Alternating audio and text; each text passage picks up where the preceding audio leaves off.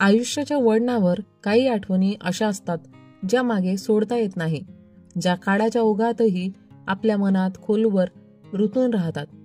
3 of Us हा चित्रपट अशाच एका भावनिक प्रवासाची कथा सांगतो.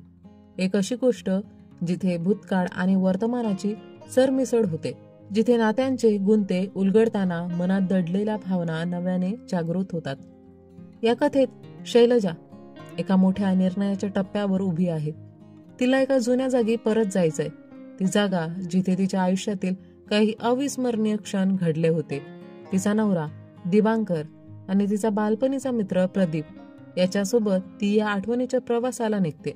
पण हे केवळ एका ठिकाणी परत जाणं नाही, हा प्रवास आहे मनाच्या गूढ कप्प्यांमधल्या दडलेल्या भावनांचा, हरवलेल्या आठवणींचा आणि कदाचित पुन्हा नव्याने उलगडणाऱ्या नात्यांचा. 3 of Us हा चित्रपट हळूवार, संवेदनशील आणि खोलवर परिणाम करणारा अनुभव देतो, जिथे भूतकाळाशी केलेली एक छोटीशी भेट संपूर्ण आयुष्य बदलू शकते. मूवीच्या सुरुवातीला आपण शैलजा नावाच्या एका महिलेची ओळख करून घेतो. ती व्यावसायिकरित्या कौटुंबिक न्यायालयाच्या घटस्फोट विभागात काम करत असते, पण आता ती आपले काम सोडत आहे. शैलजा आपल्या पती दिबांकर सोबत राहते, जो एक विमा एजंट आहे. त्यांचा मुलगा भरत शिक्षणासाठी बाहेर राहतो. शैलजाला लहान मोठ्या गोष्टी विसरण्याची सवय असल्यामुळं ती नेहमी डायरी सगळे लिहून ठेवते, जेणेकरून काय करायचं आहे हे लक्षात राहील. एके दिवशी अचानक ती दिबांकरला सांगते, मला वेंगुर्ला जायचं आहे. 5वी ते 8वी पर्यंत मी तिथे शाळेत शिकले. खूप दिवसांपासून इच्छा आहे की एकदा जाऊन वेंगुर्ला पाहून घेऊ. आताच जाऊया, कारण पुढचं काही ठरलेलं नाही. पुढच्या दिवशी दोघंही वेंगुर्ल्यासाठी निघतात आणि तिथे पोहोचल्यावर एका हॉटेलमध्ये थांबतात. विश्रांती घेतल्यानंतर शैलजा आणि दिबांकर तिच्या जुन्या शाळेत जातात. तिथे शैलजाच्या नजरेस प्रदीप कामत हे नाव असलेलं बोर्ड पडतं. ती पिऊनला त्याच्याबद्दल विचारते, पण त्याला अशी कोणतीही व्यक्ती माहिती नसते. रस्त्यात शैलजाला तिच्या लहानपणीची मैत्रीण गौरी भेटते. इतक्या वर्षांनी अचानक भेट झाल्यामुळं दोघींना खूप आनंद होतो. गौरीच्या घरी दोघी जुन्या आठवणींमध्ये रमतात आणि एकमेकींच्या सध्याच्या आयुष्याबद्दल गप्पा मारतात. त्या गप्पा दरम्यान शैलजाला समजतं की प्रदीप आता एका बँकेत व्यवस्थापक म्हणून काम करतो. हे ऐकून शैलजा थेट त्या बँकेत जाते. प्रदीप तिला समोर पाहून आश्चर्यचकित होतो आणि आनंदितही होतो, कारण इतक्या वर्षानंतर ती त्याला भेटायला आली होती. तिघं एकत्र बसतात आणि दिबांकर व प्रदीप हलक्या फुलक्या गप्पा मारतात. काही वेळानंतर काम आहे असं सांगून दिबांकर त्या दोघांना एकटे बोलण्यासाठीची संधी देतो. प्रदीप शैलजाशी तुम्ही म्हणून बोलत असतो, तेव्हा शैलजा आश्चर्यचकित होत विचारते, तुम्ही का म्हणतो आहेस? शाळेत तर तू म्हणायचास. प्रदीप हसून उत्तर देतो, शाळा म्हणजे मागील जन्मासारखी वाटते. त्यांच्यात गप्पा होतात. आता कोण काय काय काम करतो, आयुष्य कसं चाललंय वगैरे. मग ते तिघं पुन्हा आपल्या शाळेत फिरायला जातात. प्रदीप, गौरी आणि शैलजा आपल्या वर्गात जातात आणि त्या दिवसांच्या आठवणीत रमून जातात. मस्ती, अभ्यास, शरारती या सगळ्या गोष्टी. प्रदीपचा स्वतःचा परिवार होता. त्याची पत्नी सारिका आणि 2 मुली. घरी आल्यावर तो सारिकाला सांगतो, माझी शाळेची मैत्रीण शैलजा भेटायला आली होती तिच्या नवऱ्यासोबत. 28 वर्षांनंतर ती का परत आली असावी हेच मला कळत नाही. ती 4-5 दिवस इथेच राहणार आहे आणि तिला माझ्यासोबत जुन्या जागा फिरायच्या आहे. मी जाऊ की नाही याच विचारात आहे. सारिका त्याला सांगते, तू नक्की जा, पण जे काय होईल ते सगळं सांग आणि मला एक रिश्वतही द्यावी लागेल. पुढच्या दिवशी शैलजा दोघांना घेऊन आपल्या जुन्या घरी जाते, जिथे ती कधी काळी राहायची. घर पाहताच तिच्या मनात जुन्या आठवणी फेर धरतात. कुटुंबासोबत घालवलेले क्षण. ती मागच्या अंगणात असलेल्या विहिरीपर्यंत जाते, पण तिथेच थांबते. तिच्या चेहऱ्यावरील आनंद अचानक उदासीनतेमध्ये बदलतो. कदाचित त्या घरच्या काही कटू आठवणी तिच्या मनात पुन्हा जाग्या होतात. तिथून ते आपल्या इंग्लिश शिक्षकांना आणि त्यांच्या मुलीला रुपालीला भेटायला जातात. गप्पांमध्ये प्रदीप विचारतो, समुद्राच्या किनारी एक चुडेल अम्मा होती म्हणायचे, ती अजूनही आहे का? रुपाली उत्तर देते, कोणीतरी आपल्याला घाबरवायला अशी अफवा पसरवली होती, ती खरी नसावी. तेव्हा शिक्षक म्हणतात, ती खरी होती. शैलजा रोज चेहऱ्यावर दुपट्टा बांधून तिच्याशी बोलायला जायची. शैलजाही मान हलवून कबूल करते, हो ती खरोखर होती. रुपाली आणि प्रदीप हसून म्हणतात, असेलही कदाचित, पण इतक्या वर्षानंतर ती जिवंत नसेल. यानंतर प्रदीप एक कविता लिहित असतो ज्याचं शीर्षक असतं उद्गम म्हणजे सुरुवात. जसं एखाद्या तड्यात दगड टाकला तर ज्या ठिकाणाहून लाटा उठतात तो त्या लाटांचा उद्गम. सारिका त्याच्याकडे पाहून हसते आणि गमतीत म्हणते, मग शैलजाशी भेटणं हीच तर या कवितेची सुरुवात असणार. प्रदीप शांतपणे म्हणतो, मला माहिती नाही, पण इतक्या वर्षांनी जुन्या मित्रांना भेटल्यावर मन फार मागं गेलंय. काहीतरी आहे जे शैलजाला तिच्या मूळ ठिकाणी परत घेऊन आलंय. उद्गम या शब्दाचा मी नेमका तोच अर्थ शोधतोय. हे ऐकून सारिका हसते आणि मिश्किलपणे म्हणते, आपल्या लग्नाला 17 वर्ष झाली, पण तुझ्या लेखणीतून माझ्यावर कधीच एकही शेर बाहेर पडला नाही आणि आज बालपणीच्या प्रेमाला बघून पूर्ण कविता उतरली. प्रदीप हसतो आणि प्रेमाने तिचा हात हातात घेतो. दिबांकर शैलजेला विचारतो, तू कधीच या सगळ्याबद्दल मला का सांगितलं नाही? शैलजा उत्तर देते, हे मुद्दाम नव्हतं, फक्त तसं झालं. आणि जी शैलजा तुला आज पहिल्यांदा भेटते कदाचित मीही तिला इथेच शोधायला आले. ती समोर असूनही भेटत नाही. जर तुला ती आधी सापडली तर तिला सांभाळून ठेव. पुढच्या दिवशी दिबांकर आपल्या कामात व्यस्त असतो तेव्हा शैलजा एकटीच बाहेर पडते. आपल्या डायरीत आणि हाताच्या तळव्यावर एक नाव आणि पत्ता लिहून ती प्रदीप सोबत कथ्थक डान्स क्लासला जाते, जिथे लहानपणी तिने कथ्थक शिकले होते. आपल्या गुरुमाला भेटून तिला खूप आनंद होतो. तिथे लहान मुले तिला कथ्थक नृत्य करून दाखवतात. हे पाहून शैलजालाही नाचायची इच्छा होते आणि तीही त्यांच्यासोबत सामील होते. पण अचानक काहीतरी घडतं. शैलजाला काहीसं लाजल्यासारखं, भीती वाटल्यासारखं होतं आणि ती एका खांबाच्या मागे जाऊन लपते. हे पाहून प्रदीप काहीच समजू शकत नाही की नक्की काय झालं. यानंतर दोघं एका हॉटेलमध्ये बसतात. शैलजा सांगते की तिचा मुलगा IIT मध्ये शिक्षण घेत आहे. प्रदीप म्हणतो, मीही IIT मध्ये जायचं स्वप्न पाहिलं होतं, पण एक दिवशी बाबा घरी दारू पिऊन आले, आईशी भांडले, तिला मारलं, मलाही मारलं. दुसऱ्या दिवशी सकाळी उठून कुठेतरी निघून गेले आणि पुन्हा कधीच परतले नाही. तो पुढे म्हणतो, माझ्या लहानपणी त्यांना कधी काही अडचण असेल हे समजायचं नाही. आम्ही त्यांना खूप शोधलं पण कुठे सापडले नाहीत. मला इतका राग यायचा की जर ते समोर आले असते तर मी त्यांना ओरडून विचारलं असतं, का गेलात तुम्ही? इतकी वर्ष गेली, आता राग नाही येत, फक्त दया येते. आपल्यापैकी कित्येक जण कधी कधी विचार करतात की आयुष्य आता कंटाळवाणं झालंय, सगळं सोडून कुठेतरी निघून जावं, पण आपण तसं करत नाही. मात्र त्यांनी ते केलं. मी कित्येक वर्ष रोज प्रयत्न केला की ही आशा सोडून द्यावी, पण तरीही मनात कुठेतरी वाटायचं एकदा तरी ते समोर यावेत आणि मी त्यांना विचारावं, का गेलात? आणि मनाच्या एका कोपऱ्यात हेही वाटायचं की जर ते समोर आले तर मी त्यांना पुन्हा घरी घेऊन येईन. पण मग मला स्वतःची लाज वाटायची आणि मी त्या विचारायला संपवायचो. यानंतर प्रदीप, दिबांकर आणि शैलजा तिघही एका मंदिरात जातात. प्रदीप दिबांकरला म्हणतो, शैलजाला प्रसाद दे. दिबांकर हसून उत्तर देतो, ती प्रसादाला मिठाई समजून खाईल आणि ती अधर्मी टाईपची आहे.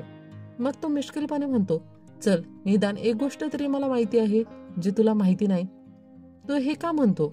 कारण आतापर्यंत झालेल्या बोलण्यात शैलजाच्या अनेक गोष्टी बाहेर आल्या होत्या ज्या प्रदीपला माहिती होत्या पण दिबांकरला माहिती नव्हत्या. हे कोण? प्रदीप म्हणतो, माझं काय, मला तिच्याबद्दल काहीही ठाऊक नाही. तिथून गेल्यानंतर तिच्या कुटुंबाचं, आई वडिलांचं, तिच्या शिक्षणाचं मला काहीही माहिती नाही. दिबांकर सांगतो, माझे वडील तर आमच्या लग्नानंतर केवळ 6 महिन्यातच गेले आणि त्यानंतर 2 महिन्यात आई कॅन्सरने गेली. मग भरतचा जन्म झाला आणि शैलजाला स्वतःला सावरावं लागलं.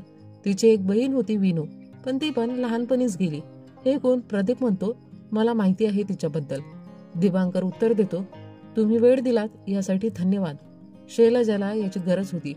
यानंतर आपण पाहतो की प्रदीप एका शालीवर भरतकाम करत असतो. कदाचित कोणाला तरी भेट म्हणून द्यायची होती.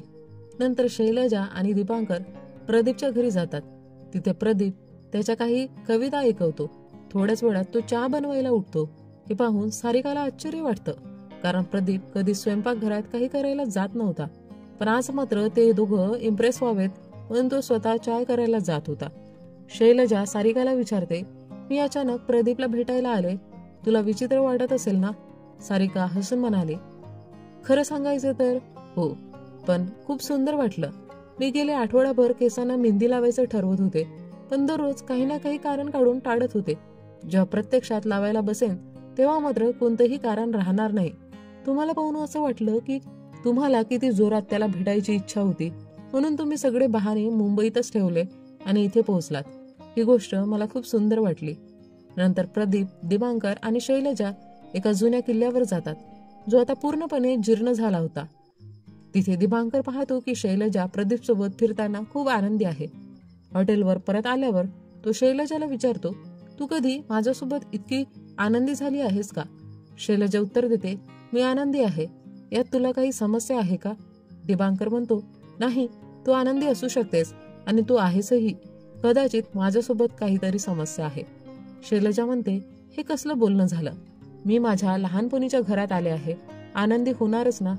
त्याचा अर्थ असा नाही की मी तुझ्यासोबत आनंदी नव्हते. दिबांकर म्हणतो, तर मग मला का आठवत नाही? शैलजा म्हणते, कारण सरळ साधं आयुष्य आपण लक्षात ठेवत नाही. वेळ जसजसा जातो तसतसा आपण विसरतो, बदलतो. दिबांकर विचारतो, काय बदललंय? मी तर तसाच आहे. शैलजा उत्तर देते, तू तसा नाही राहिलास दिबांकर. ना तू तोच आहे, ना मी तीच आहे, ना आपलं नातं तसंच राहिलंय. यात आश्चर्याची काही गोष्ट नाही, हे असंच होतं. तू विचारतो आहेस की आपण शेवट एकत्र आनंदी कधी होतो. मी तुला विचारते, आपण शेवटी एकत्र दुःखी कधी झालो? दिबांकर विचारात पडतो आणि म्हणतो, कदाचित अनेक वेळा. आता हेच सांगू नकोस की डायमेन्शियामुळं तू हेही विसरली आहेस.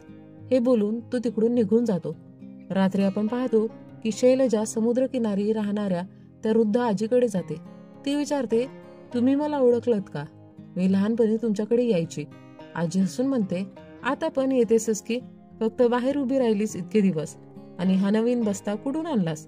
शैलजा विचारते, मी जी अंगठी दिली होती तिचं काय झालं? आजी सांगते, 3 जण समुद्रातून बाहेर आले आणि मला म्हणाले, चल, पण मी नाही गेले. मी सांगितलं की मी माझ्या मालकासोबतच जाईन, जे इथेच राहिले, पण मला बाहेर फेकून दिलं.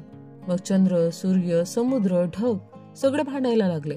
प्रत्येक जण म्हणत होता, मी तुझा मालक. एक दिवशी समुद्र लालसर झाला. मी त्याला डोळे वटारून पाहिलं, पण काही उपयोग झाला नाही. मग तुझी अंगठी समुद्रात फेकली आणि तो लगेच मागे हटला. आजी विचारते, तू बस्त्यात काय आणलंस सांग पाहू. शैलजा सांगते, त्या दिवशी विनू आणि मी दोघीजण दोरी खेळत होतो. तिने सुचवलं, खेच खेळूया, कारण तिला आधीपासूनच माहिती होतं की तीच जिंकेल. मी तिला हाळहाळ म्हणत हसत होती. मी तिला वांगी म्हटलं तर ती अजून मोठ्याने हसू लागले. मग मी दात घट्ट दाबून दोरी हाताला गुंडाळून जोरात खेचली, पण माझ्या हातून दोरी निसटली आणि विनू थेट विहिरीत जाऊन पडली. मी धावत जाऊन बाबांना बोलवलं आणि रडत विनू विनू ओरडू लागले. सगळे म्हणत होते की ती आता वाचली नसणार. आजी सांगते, तू हे सगळं लक्षात ठेवलंस म्हणूनच मी जिवंत आहे. पुन्हा ये. आता आपल्याला समजतं की शैलजाला विहीर पाहून भीती का वाटली होती. त्या आठवणी सुखद नव्हत्या, त्या भीषण होत्या. इतक्या की तिला स्वतःलाच दोषी वाटावं की हे सगळं तिच्यामुळे झालं. पुढच्या दिवशी प्रदीप, त्याची छोटी मुलगी शैलजा आणि दिबांकर सर्वजण जत्रेला जातात. शैलजाला झोपाड्यावर बसून खूप मजा येत असते. दिबांकर प्रदीपला म्हणतो, जर कधी मुंबईला आलात तर आमच्या घरी नक्की या. तेव्हा प्रदीप विचारतो, शैलजा ठीक आहे ना? दिबांकर सांगतो, आता काही महिन्यांपूर्वी तिला एका न्यूरोलॉजिकल आजाराचं निदान झालं, डायमेन्शिया. डॉक्टर म्हणतात की हळूहळू तिची स्मरणशक्ती कमी होत जाईल. ती आधीच गोष्टी विसरू लागली आहे. नाव, तिचं बालपण. कधी कधी स्वतःलाही पाहून असं वाटतं की ती स्वतःला ओळखण्याचा प्रयत्न करत आहे. म्हणून तिला, तेवढ्यात प्रदीप मध्येच म्हणतो, म्हणून तिला परत आपल्या उगमस्थानी यायचं होतं. शैलजाला मोठ्या गोल झोपाड्यावर बसायचं असतं, पण दिबांकर आणि ती छोटी मुलगी घाबरतात. त्यामुळं ते परवानगी देत नाही. शेवटी प्रदीप शैलजासोबत झोपाड्यावर बसतो. झोपाडा हलू लागतो आणि प्रदीपला थोडी भीती वाटते, कारण तो अनेक वर्षांनी झोपाड्यावर बसला होता. पण शैलजाला मात्र खूप मजा येत असते. झोपाडा वरच थांबतो. तेव्हा प्रदीप म्हणतो, लहानपणी झोपाडा थांबला की वाटायचं बस इथेच थांबावं कायमचं. शैलजा हसून म्हणते, मला तर आजही तसंच वाटतं. गेल्या आठवड्यात मुंबईत होते तेव्हा इथे लवकर यायची घाई होती आणि इथे आल्यापासून मुंबईची खूप आठवण येत आहे. पण आज खूप काळानंतर या क्षणात असं वाटतंय की कुठेतरी जायची घाई नाही, इथेच पोहोचायचं होतं आणि मी पोहोचले. प्रदीप विचारतो, तू आधी परत का नाही आली? शैलजा म्हणते, माहिती नाही, संपूर्ण आयुष्य ह्याच गोंधळात जातं. आपल्याला धावपळ आवडते की शांतता? पण काही दिवसांपूर्वी आयुष्याने सांगितलं, बस आता पुरे. मग मी इथे आले. आपण शेवट त्या जत्रेतच भेटलो होतो ना, तेव्हा कसं होतं, तुला काही आठवतं? प्रदीप म्हणतो, हो, आपल्या सगळ्या मित्रमैत्रिणी सोबत होतो आपण. काय झालं होतं? शैलजा हसत म्हणते, बाकी सगळे सोड, मला तर स्वतःची जुनी प्रतिमा आठवत नाही. प्रदीप सांगतो, त्या जत्रेनंतर आपण एकमेकांशी बोलणंच थांबवलं. शैलजा उत्तर देते, त्याच्यानंतर विनूचा अपघात झाला आणि आम्ही गपचूप इकडून निघून गेलो. सॉरी, ही माफी मला 28 वर्षापूर्वीच मागायला हवी होती. पण खरंच तेव्हा मला माहितीच नव्हतं की तो आपल्या शेवटच्या भेटीचा दिवस असेल. थोडा वेळ थांबून तो पुढे म्हणतो, आणि मला हेही ठाऊक नव्हतं की आपण पुन्हा कधीतरी भेटू. म्हणून पुन्हा परत आलीस आणि मला लक्षात ठेवलं, यासाठी धन्यवाद शैलजा. शैलजा म्हणते, खूप दिवस लक्षात ठेवू शकणार नाही. तेव्हा प्रदीप उत्तर देतो, काही हरकत नाही, मी ठेवेन. दोघांच्या चेहऱ्यावर हसू असतं आणि डोळ्यात अश्रूही. 28 वर्षानंतर आज पहिल्यांदा त्यांनी मनातील भावना बोलून दाखवल्या होत्या. कोणतीही तक्रार, कोणताही गिल्ट, कोणतीही नाराजी उरली नव्हती. एकमेकांच्या परिस्थिती समजून घेत त्यांनी जाणलं होतं की हीच खरी जीवनगाथा आहे. प्रदीप सारिकाला एक साडी देतो तेव्हा ती विचारते, ही काय लाच आहे का? प्रदीप हसत म्हणतो, नाही, शैलजाने खास तुझ्यासाठी पाठवली आहे. मग तो मागूनच एक शॉल तिच्या खांद्यावर टाकतो आणि म्हणतो, ही आहे तुझी लाच. ही तीच शाल होती जिच्यावर प्रदीप भरतकाम करत होता. आपल्याला वाटलं होतं की ती शैलजासाठी तो तयार करत असेल, पण खरं तर ती त्याच्या पत्नीसाठी होती.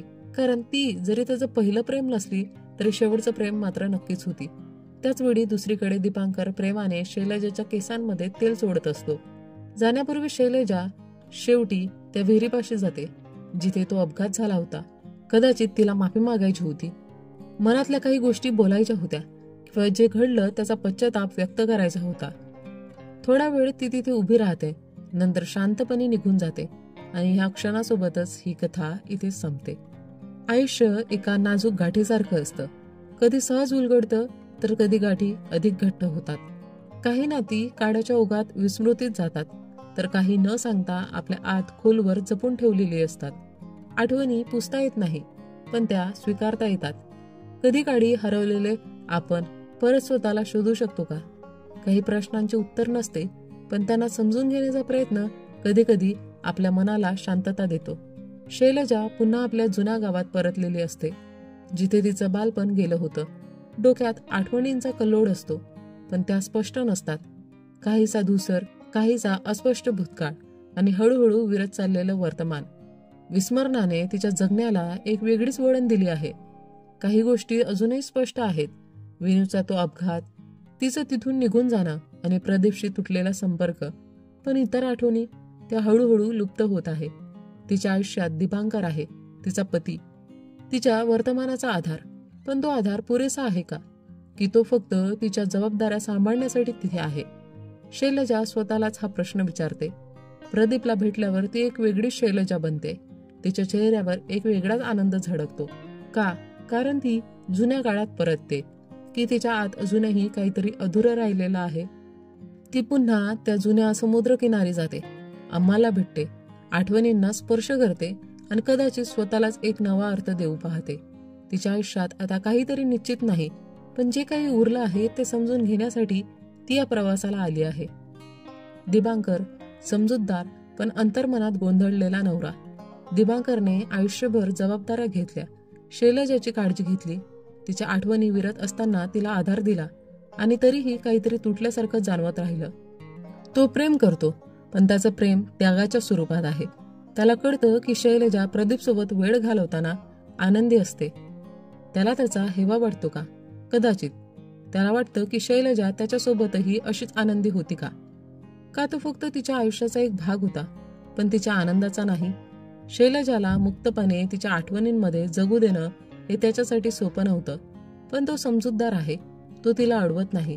त्याला माहिती आहे की तिचं मन भूतकाळात आहे, पण तिच्या आयुष्याच्या शेवटचा प्रवास त्याच्यासोबत असेल, म्हणून तो तिच्या बरोबर राहतो. तिच्या विस्मरणाच्या सावलीत स्वतःला हरवून टाकतो. प्रदीप, हरवलेलं प्रेम आणि आठवणींना पुन्हा जिवंत करणारा मित्र. प्रदीपने कधीच विचार केला नव्हता की शैलजा पुन्हा त्याच्या आयुष्यात येईल. तो आपलं साधं पण एकाकी जीवन जगत होता, कविता लिहत होता, स्वतःमध्ये रमून गेला होता. पण जेव्हा शैलजा परत आली तेव्हा त्याला जाणवलं की 28 वर्षांपूर्वी काहीतरी अधुरं राहिलं होतं. शैलजाच्या डोळ्यात तोच जुन्या दिवसांचा झळाट दिसतो, पण तो बदललेला आहे, ती बदललेली आहे, त्यांचं नातं वेगळं आहे. त्याच्याकडेही प्रश्न आहेत. ती गेल्यानंतर तो का कधी तिचा शोध घेत नव्हता?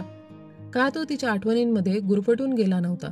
पण जेव्हा ती पुन्हा समोर उभी राहते तेव्हा तो समजतो की आठवणी आणि वास्तव यात खूप अंतर असतं. शैलजा विसरते, पण प्रदीप तिला विसरणार नाही.